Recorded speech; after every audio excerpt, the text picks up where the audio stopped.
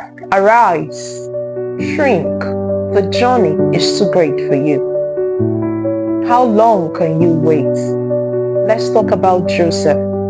There is a difference between waiting because you know that yes, this is a plan of God for your life and destiny, and waiting when you do not even know the plans God has in store for you. And that was a situation of Joseph.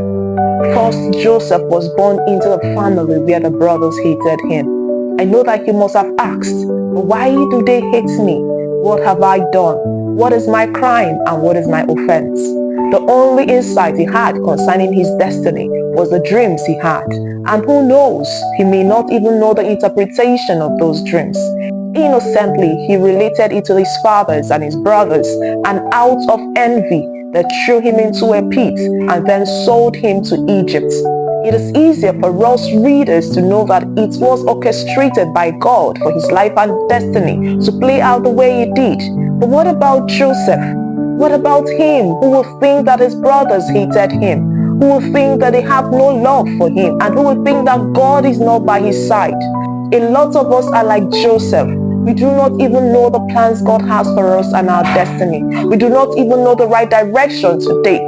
We do not even know if these tribulations and trials are orchestrated by God to lead us to our path, just like Joseph. How do you explain to Joseph that the hatred from his brothers was orchestrated by God to lead him to his destiny? How do you explain to Joseph that him being sold as a slave to Egypt was also orchestrated by God to lead to his destiny? How do you explain to Joseph that the temptation from the Potiphar's wife to sleep with him was also orchestrated by God to lead him to his destiny? How do you explain to Joseph that getting himself in prison and being the head of the prisoners was also a means for God to actualize his plans over his life and destiny?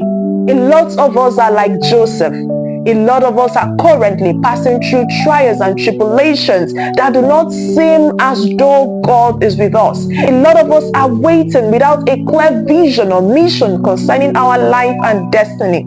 And today, just like Joseph, God will make everything make sense. God will align your path. It does not matter the tribulation and trials. The Bible says that one with God is majority.